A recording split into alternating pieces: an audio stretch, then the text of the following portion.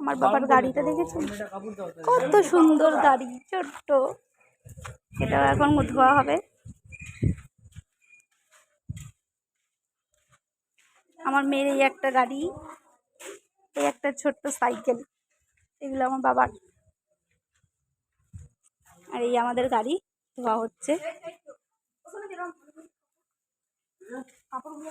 বিট্টু সারাদিন খেটেছে, আমার বরটাও খুব কষ্ট করেছে, সারাদিন করেছে, এখন আবার গাড়ি ধোয়াতে ব্যস্ত।